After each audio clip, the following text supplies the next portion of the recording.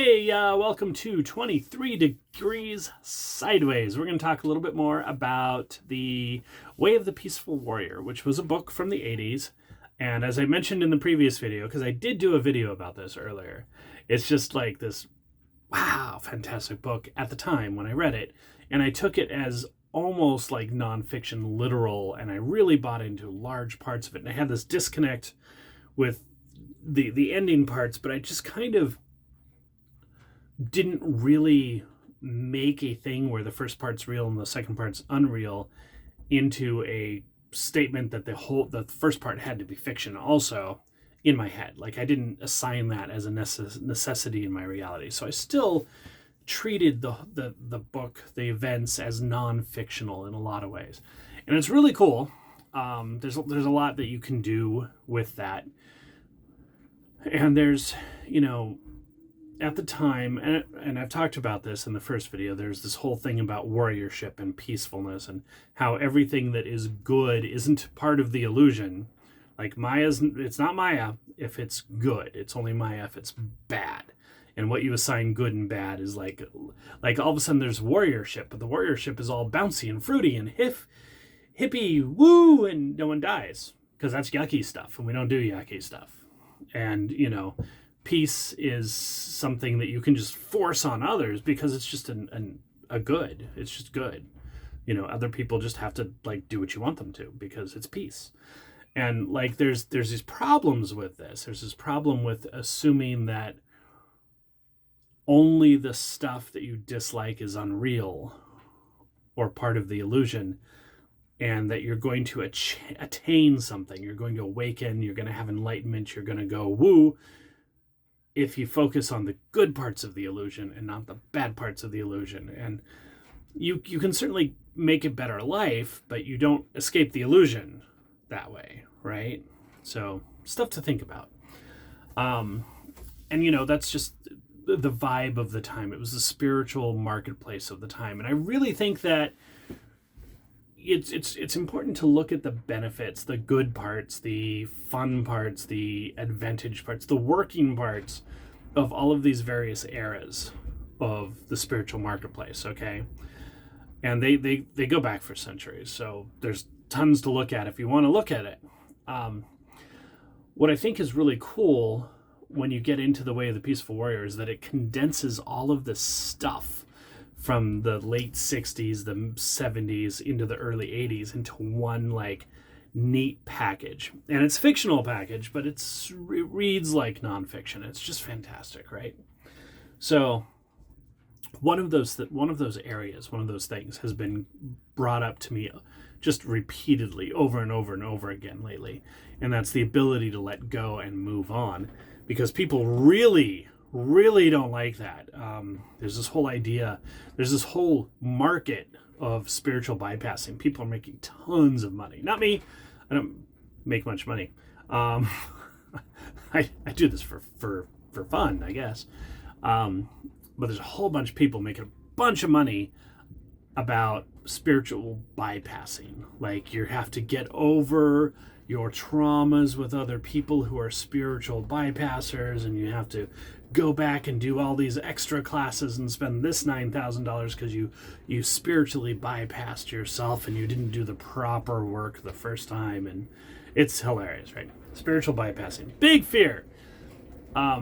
There's other things. There's other just resistances to letting go that have crept up into the modern spiritual space, the modern enlightenment space in the past, 15, 20 years.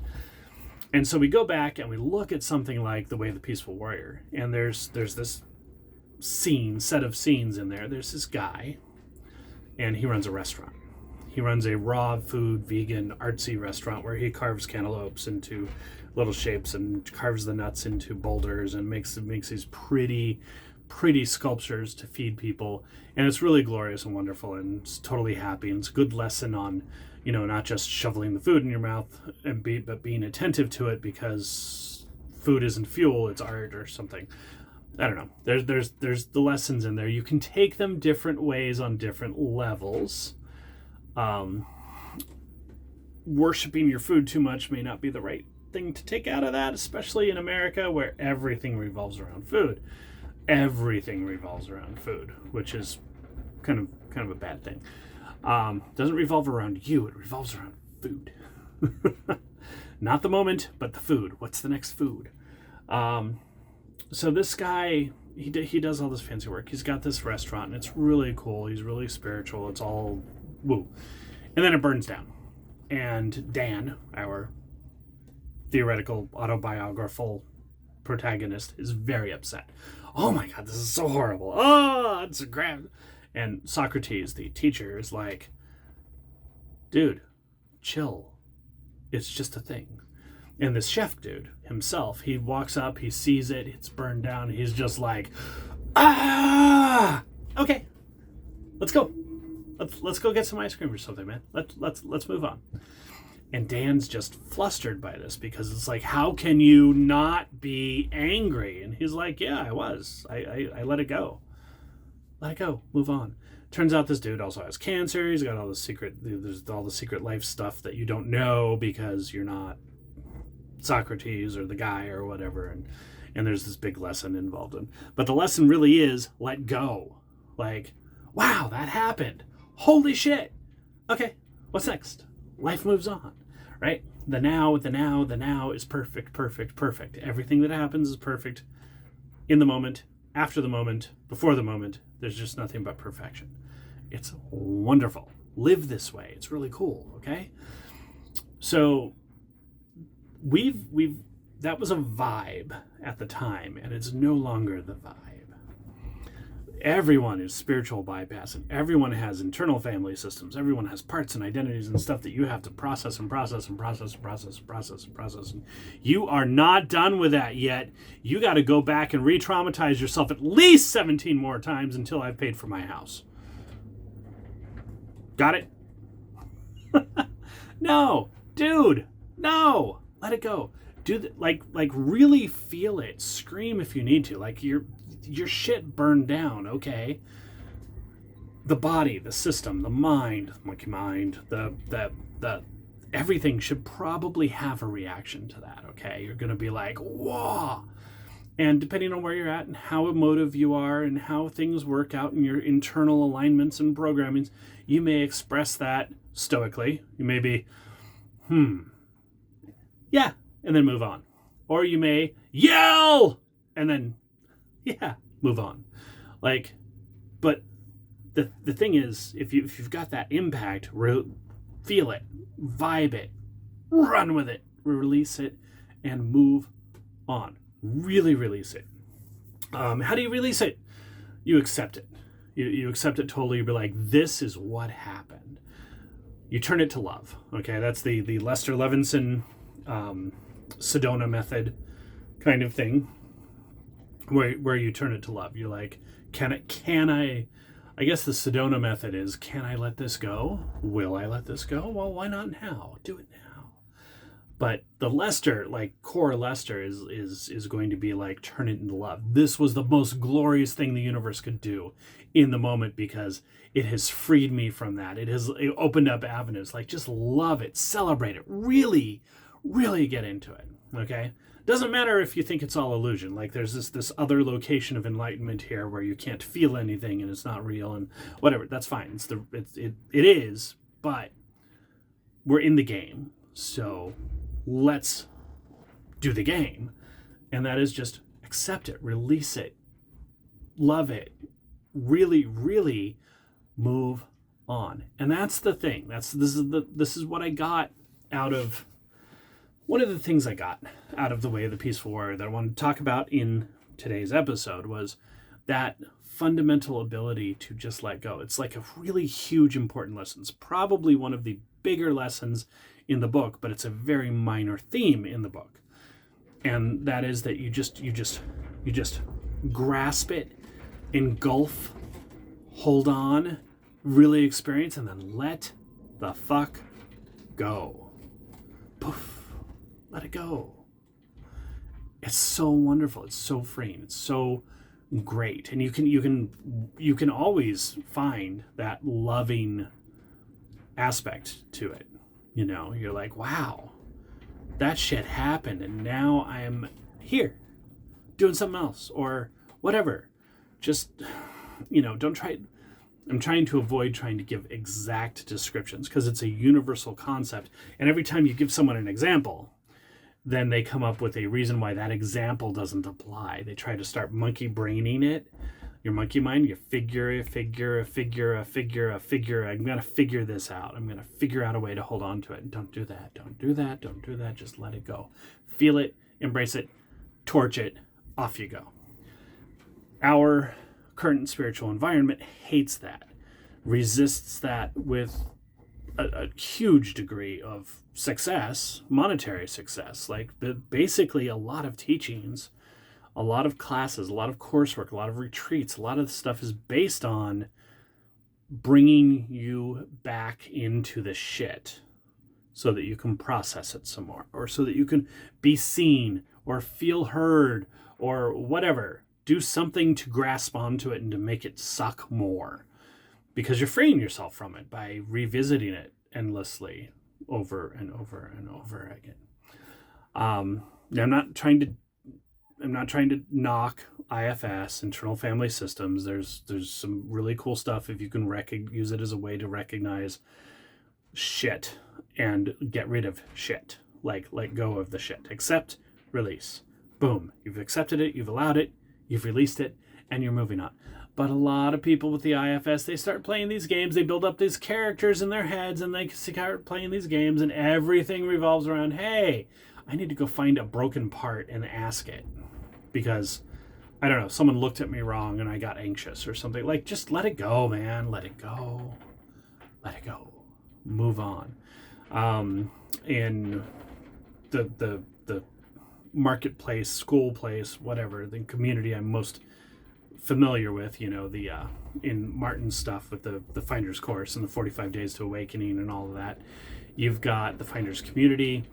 They have this thing about deconditioning.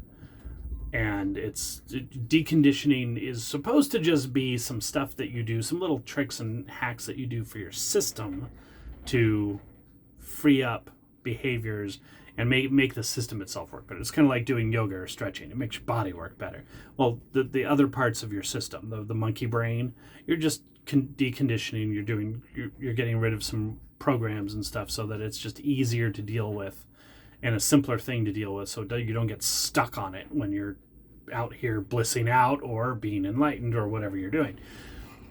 But people have gotten this idea that it's this massive, huge, important, never-ending struggle of going back and bringing shit into your life and making that your present moment over and over and over and over and over and over and over again. And it's just this long literalism, and you have to write about it, and you have to theorize about it, and you have to go find this research paper and that research paper, and there's like a community, and it's kind of a social media type of thing.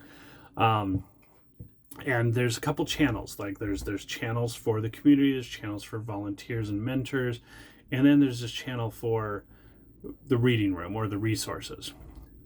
That has 17 sub channels and all these rules and all this stuff and all this data and all and this library of stuff that you can read through and just keep twisting your mind, make the monkey mind go and spin in circles and completely take away everything that you've done by letting go. Let go.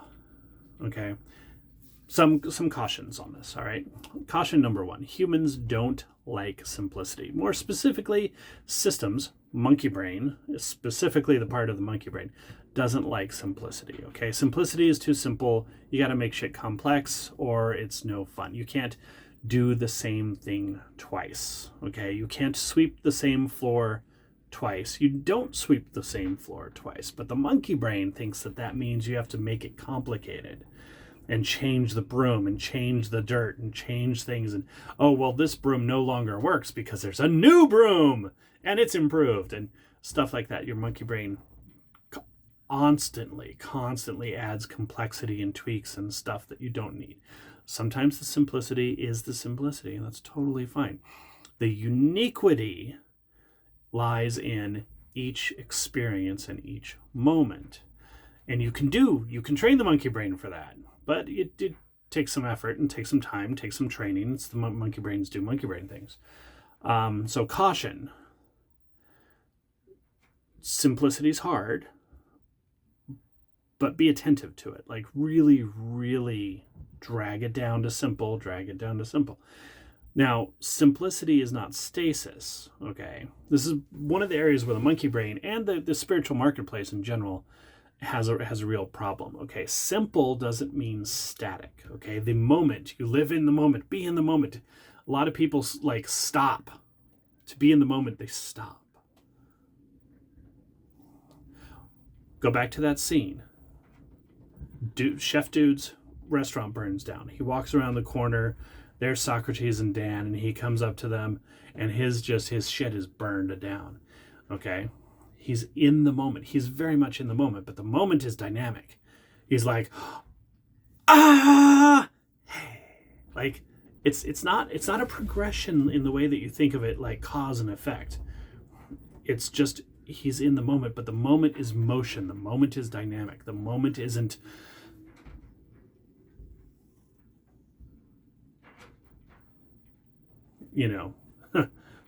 We've got gale force winds today, so I'm sort of rocking around and doing various like anchor dance things. So when I'm still, I'm really not still. It's kind of amusing, especially because of this particular video. But so being in the moment isn't static. Okay, simplicity is not static. It's dynamic. It's always in motion. And it's much easier to be in motion simply than it is to be in motion completely. Okay? Simplicity in motion works better. Complexity in motion just messes up, breaks everything. It's kind of one of those things where, if you have a simple machine that is properly designed and maintained, it works better than a machine that has to have a bunch of complicated parts because the design's not right. Simplicity, mechanics doesn't always translate very well to this. And if you're not mechanically inclined, you're not going to get that. But simplicity isn't static. It's not stasis. It's not unchanging. It's just not complex. So this is that big lesson. This is actually probably the biggest, I think I said this already, biggest lesson in the book, even though it's kind of a side story arc. Like it's not a core part of the book. It's just a sideline, right? But it's really a big deal. Just simply feel it and let it go. Process, let it go. Experience, let it go. Don't grasp. If you hang on to that anger, that sorrow, that loss, what are you doing? You're recreating it in the moment over and over and over. Just let it go. Okay? And our current spiritual marketplace hates that. I think because simplicity sometimes doesn't make you any money. I really, really think a lot of it is that. So just let it go. I think this is probably one of the bigger things that the spiritual marketplace had and lost. And you can kind of feel it. You can see it and feel it in everything around the Enlightenment community and the retreats and everything. There's all these little rules and all this little stuff. People just don't let it go and let it flow. Let go. It will flow. I promise. All right? So that's it. That's another reason for you to go out and read The Way of the Peaceful Warrior if you haven't. Dated, very 80s-ish book, but it's really a cool thing. All right, let go and stay sideways.